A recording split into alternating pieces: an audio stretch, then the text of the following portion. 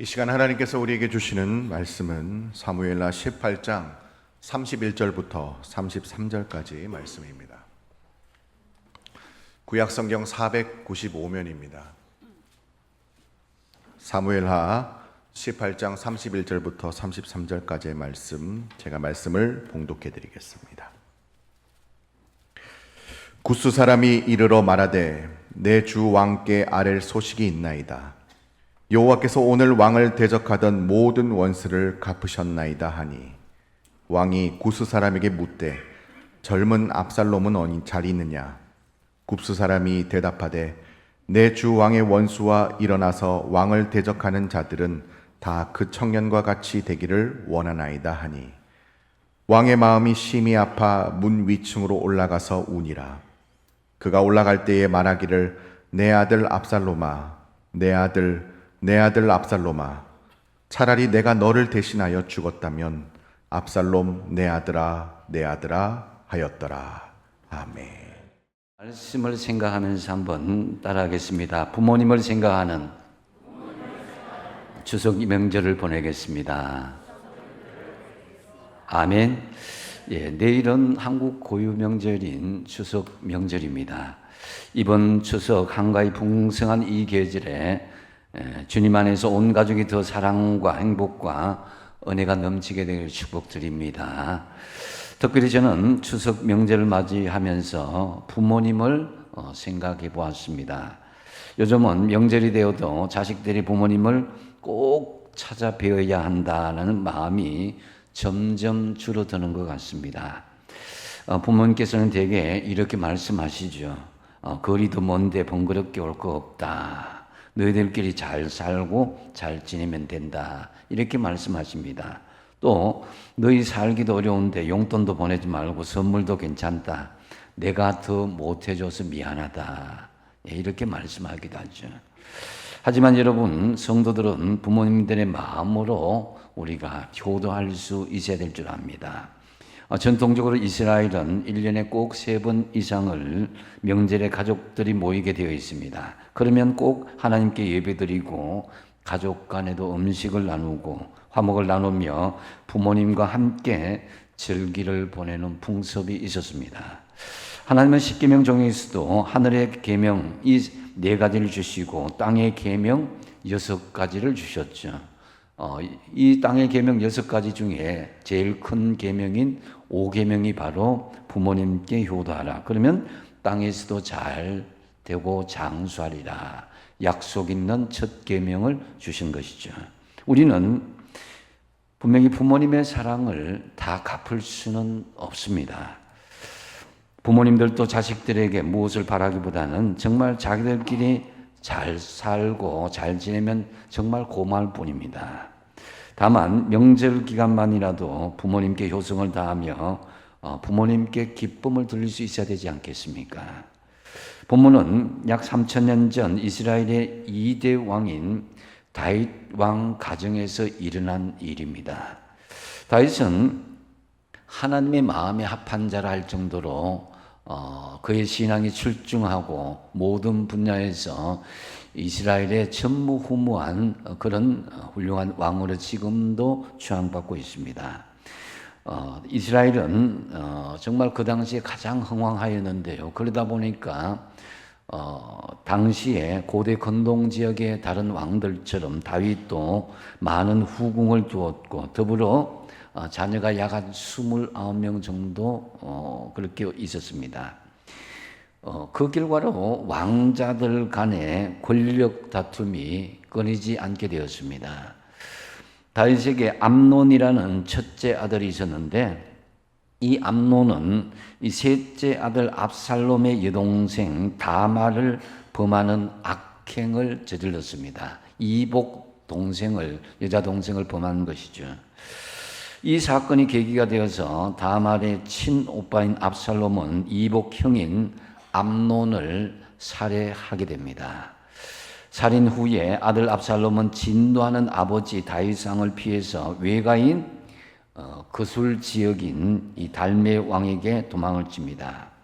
어쨌든 3년 만에 우여곡절 끝에 왕궁으로 돌아왔는데 왕궁으로 돌아온 지 2년이 지나서야 겨우 아버지와 극적으로 화해를 했습니다. 그런데 깊은 내면의 화해가 되지 않았습니다.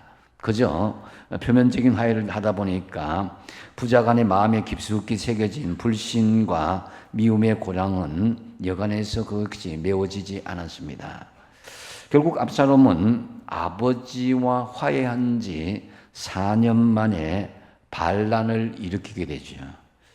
다윗은 졸지에 아들에게 쫓겨 정처 없이 피난길에 오르는 정말 비참한 신세가 되고 맙니다.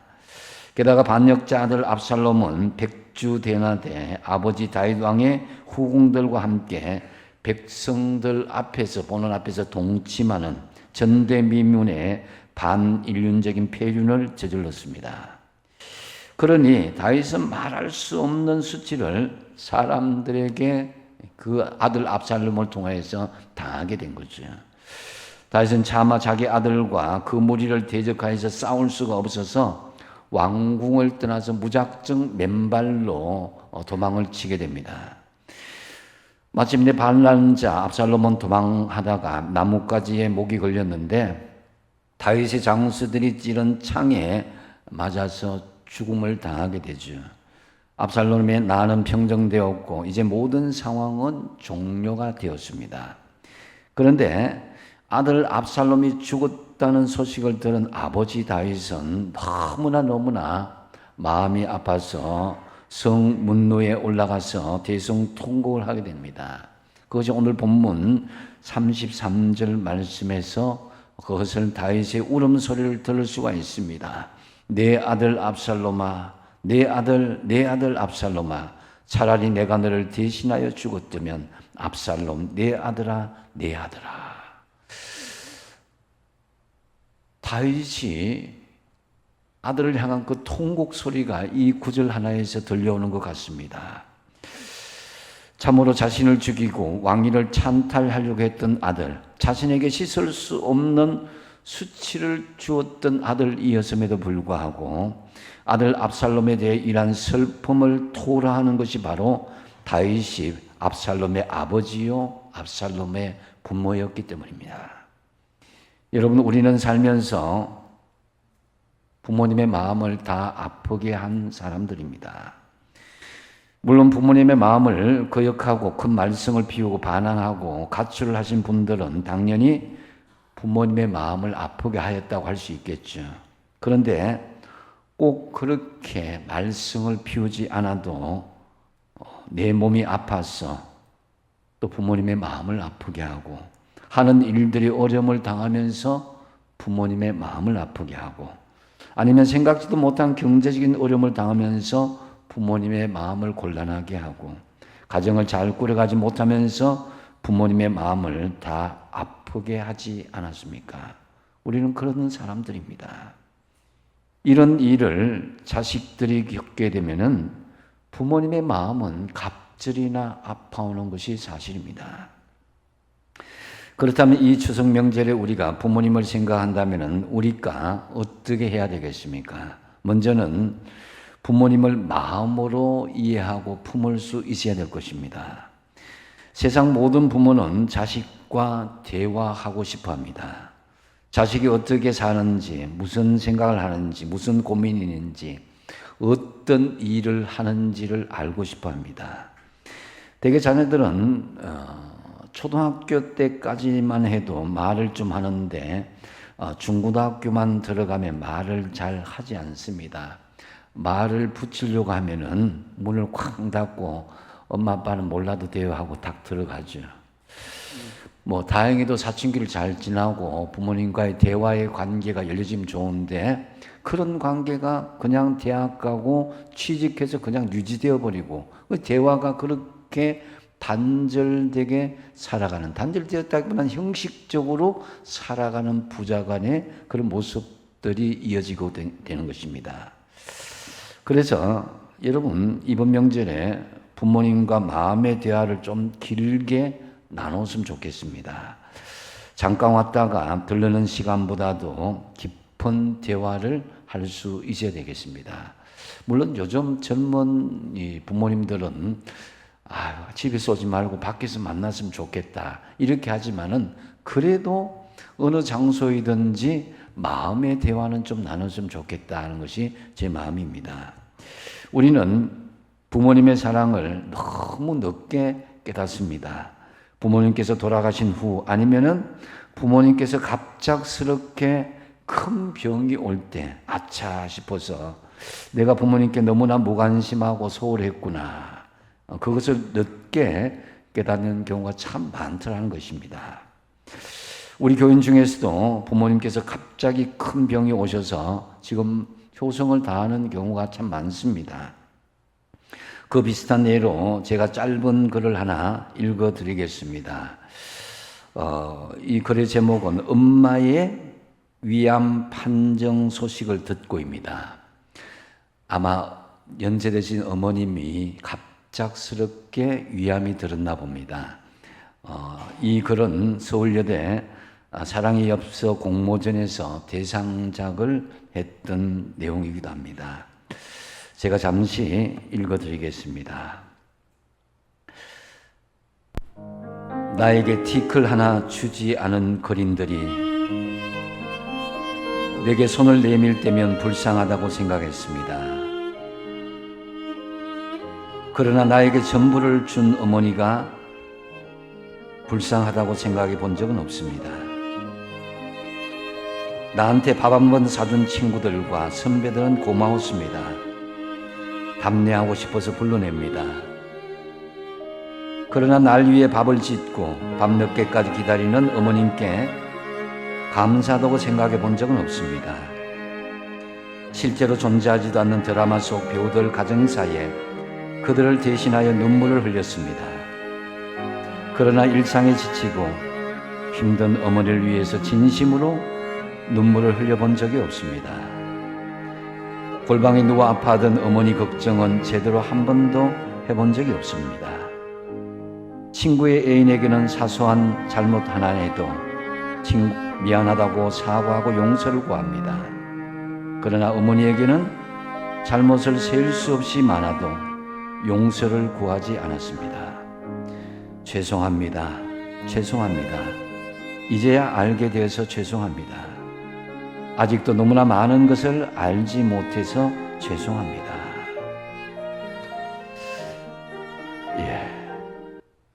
저도 참으로 늦게서야 처리될 때쯤 아버님은 돌아가시고 어머님은 요양원에 계시는 것입니다. 살아계실 때 부모님을 마음으로 이해하고 효도하시기 바랍니다. 특히 요즘 부모님들은 궁금한 것이 한둘이 아닙니다. 그래도 어머님은 아버님은 몰라도 돼요 이렇게 하지 마시고 연세가 많으셔서 이해를 잘 못하신다면 자세히 이해시켜드리고 설명을 좀 해주십시오. 연세가 드시면서 사람들은 역시 논리성이 떨어지기도 합니다. 그러다 보니까 큰 소리가 나고 자식들이 짜증을 낼 수도 있습니다. 근데 어쩌면은 그 어르신들이 건망증이 심하거나 치매 초기가 오셨을 수도 있습니다. 그리고 부모님이 뭔가 좀 말하시면은 모르면 좀 가만히 계셔요 라는 사람도 있는데요. 부모님은 나보다 인생을 먼저 살아온 대선배입니다. 만약 인생 대선배에게 들려주고 대답해 주는 것, 이것을 무시한다면 그건 불효인 것이죠. 우리가 알아야 될 사실은 부모님은 자식들에게 말할 때 진실을 말하지 않고 사랑을 말한다는 것입니다. 그러기에 여러분, 이 풍성하고 즐거운 추석 명절에 부모님께 좀 더 넓은 마음으로 품어주시고 이해하시는 귀한 명절이 되시기 바랍니다. 두 번째로 이 추석 명절을 우리가 부모님을 생각한다면은 여러분 자신과 가족들이 먼저 잘 믿고 잘 살아주는 것입니다. 부모님의 최대 소망은 자식이 잘 되는 것입니다. 금덩어리 안 갖다 주어도 좋은 선물을 가지고 오지 않아도 괜찮습니다. 자식만 잘 되면은 그렇게 기분 좋은 것이 부모님의 마음인 것입니다. 그래서 내가 잘 되는 것이 최고의 효도인 것이죠. 특히 믿음 생활 하시는 부모님의 가장 큰 소원이 뭐겠습니까? 자식이 예수 잘 믿는 것이 효도 중에 효도인 것입니다. 예수 믿는 부모님의 평생 소원인 자식이 예수 잘 믿도록 하는 것, 이것이 중요한 것입니다. 만약에 부모님이 예수를 믿지 않는다면 예수님을 잘 믿도록 하는 것도 효도인 것이죠. 불신앙의 결과가 얼마나 심각한 것입니까? 영원한 지옥에 갈 수밖에 없는 것입니다. 그러기에 선물 중에 최고의 선물은 지옥길을 천국길로 인도해 드리는 것이다라고 할 수 있습니다. 믿지 않는 부모를 지옥 가도록 방치하는 죄는 불효 중에 불효인 것입니다. 그러기에 아직도 부모님이 살아계시는데 믿지 않는다면 최고의 선물은 예수님을 영접하여서 복음을 전하도록 하는 것입니다. 만약 부모님께서 예수 믿는 분이라면 가장 최고의 효도 선물은 다시 말씀드리지만 그 신앙의 유산을 잘 이어받아서 자자손손 믿음 생활을 잘하는 것입니다. 참으로 안타까운 것은 부모님이 예수를 믿는데 자식이 안 믿는 경우가 참 허다합니다. 그것은 부모의 심령을 괴롭히는 죄악입니다.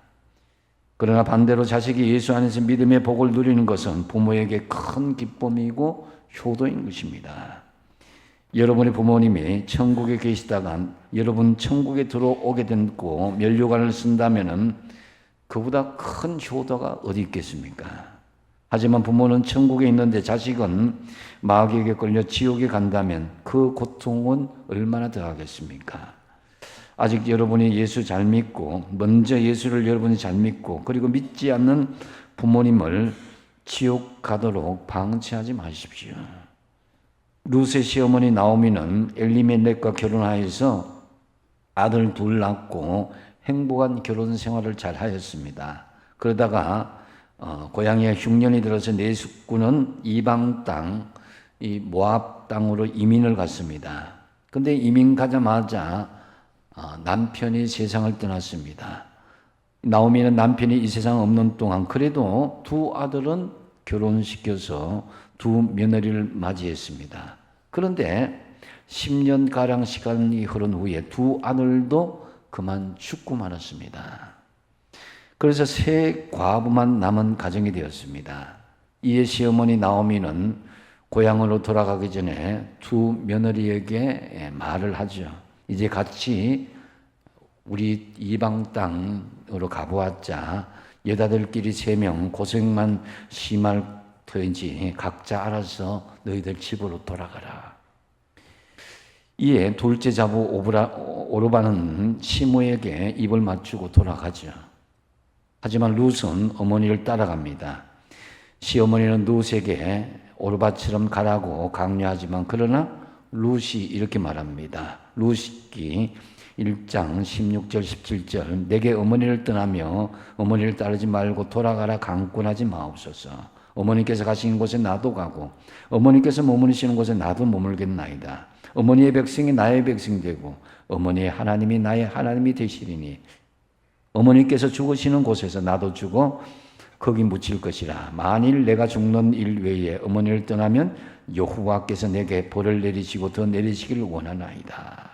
대단한 며느리죠. 결국 며느리 룻과 어머니 나오미는 고향 베들레헴에 돌아왔고 거기서 같이 살게 됩니다.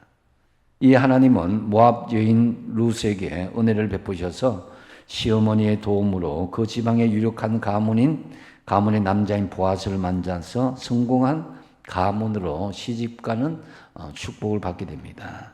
그리고 시어머니의 축복 속에서 결혼하여서 오벳이라는 아들을 낳게 되죠.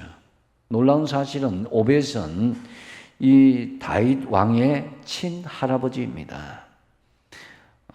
그래서 모압 여인 룻은 다윗의 계보에 들어가서 다윗 왕의 정조 할아버지가 된 것이죠.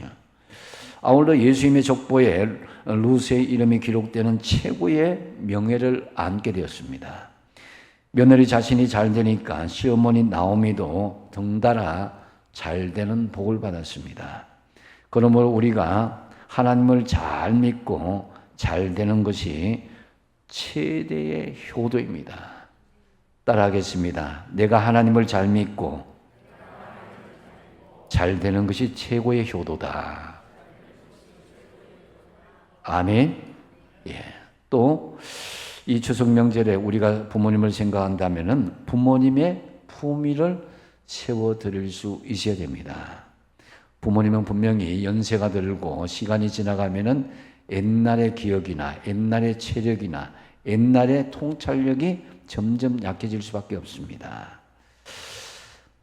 그런 중에 여러분 부모님은 자신의 이름조차도 제대로 품위 있게 불러주는 사람이 없습니다.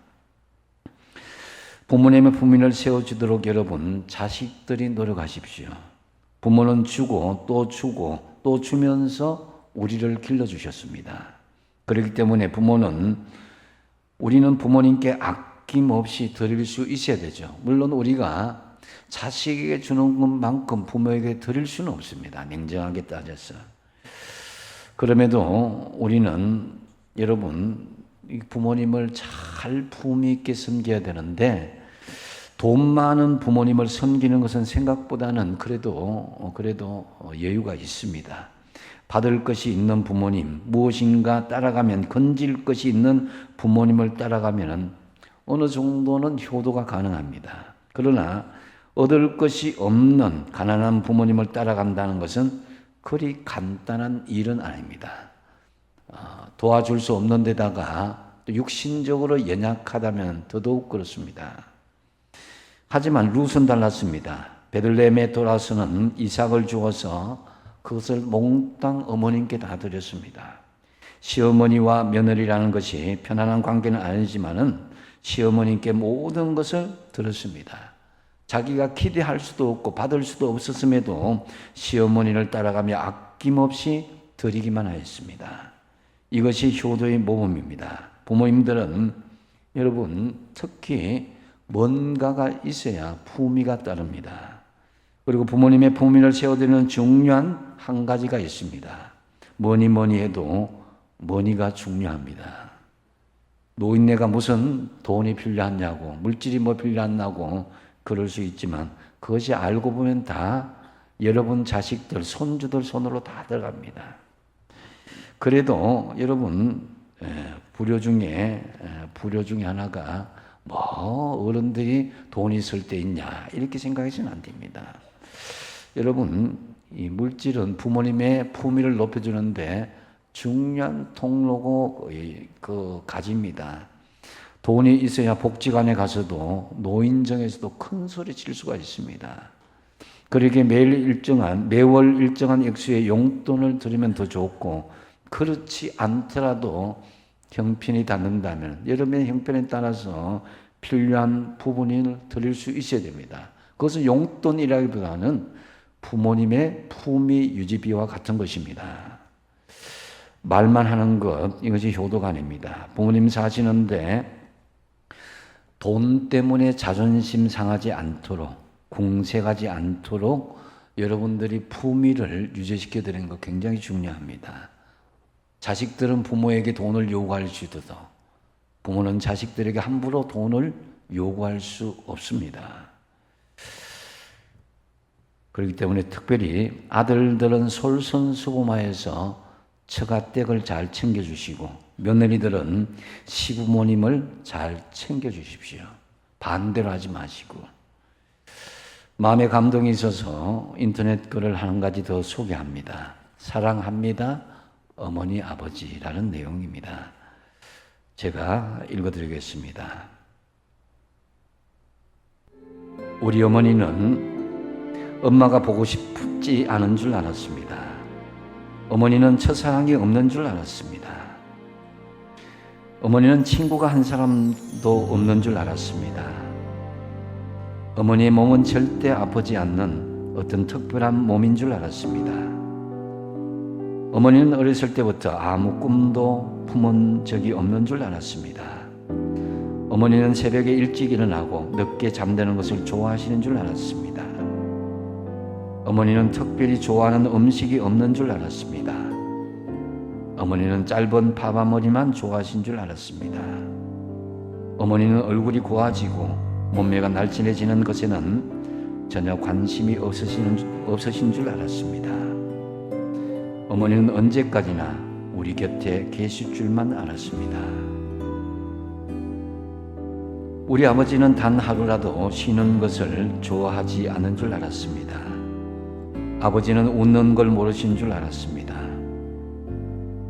아버지는 딸이 시집가는 것을 보고 마냥 기뻐하는 줄 알았습니다. 아버지는 배가 불러서 비싼 음식 앞에서는 빨리 일어나는 줄 알았습니다. 아버지는 양복 입고 넥타이 매는 것을 싫어하는 줄 알았습니다. 아버지 안주머니에는 늘 돈이 넉넉히 들어있는 줄만 알았습니다. 아버지는 좋아하는 운동도 취미도 없는 줄 알았습니다. 아버지는 아무리 깊고 험한 길을 걸어가도 조금도 두려워하지 않은 줄 알았습니다. 아버지 눈에는 눈물이 한 방울도 없는 줄 알았습니다. 아버지는 우리가 객지에 떠나는 것을 좋아하시는 줄 알았습니다. 참으로 어리석게도 이제야 알아차린 당신의 가슴과 그 눈물을 가슴에 담고 당신의 사랑이 무척 그리운 이 시간에 지금은 하늘나라에서 지켜보시는 고마운 두 분께 외쳐봅니다. 사랑합니다. 어머니, 아버지. 부모님의 품위를 높여드리시기 바랍니다. 말씀을 맺습니다.